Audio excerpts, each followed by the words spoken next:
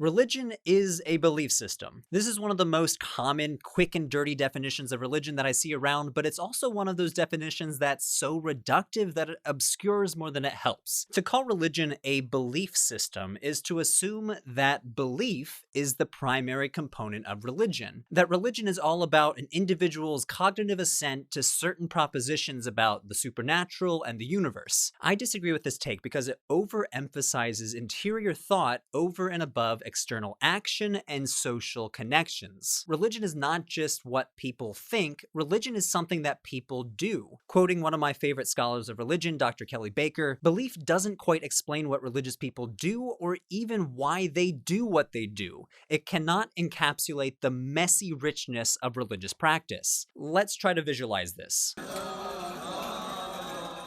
What you're looking at here are a bunch of different Orthodox Christians celebrating the Ascension of Jesus at the Chapel of the Ascension on the top of Mount of Olives in Jerusalem. I took this footage last year, and it's one of the cooler experiences I had over there. I'm arguing that these people aren't here just because they believe Jesus literally ascended into heaven 40 days after his resurrection. I'm sure many, if not most of these people do believe that. I'm sure some of them don't or don't care. But the point is they aren't here believing religion right now. They are here doing religion. The sacred space, the ritual objects, their bodies. There is so much more implicated here in the doing of religion rather than what's going on in their heads. It's a communal activity. It's a cultural activity. In other words, we need to look beyond what is going on in our heads if we want to understand religion in a more complex way than a belief system. We need to look to communities to explain religious action and identity, because even our beliefs don't come from our own rational interior thought. As a tribal species, we evolved to accept beliefs based on the behavior of our community.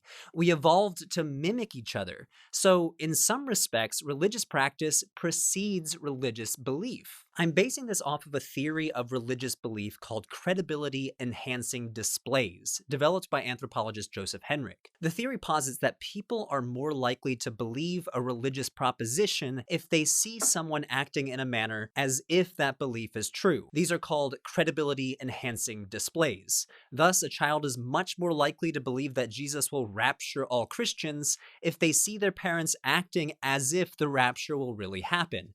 For Henrich, this is an evolutionary theory.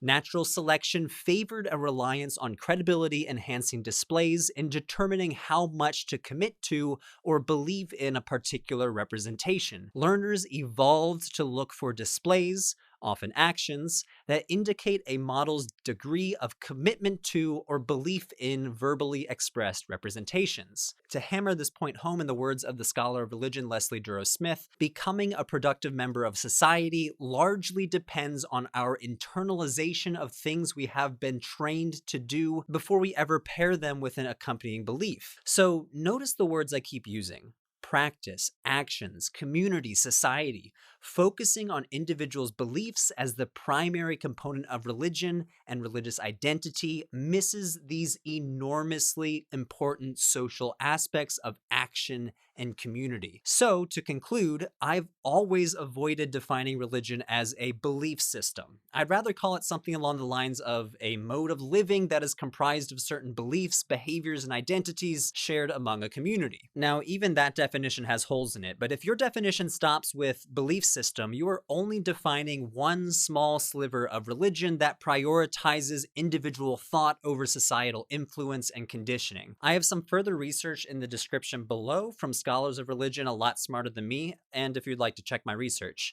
As always, thanks for watching and subscribing, and I'll see you next time.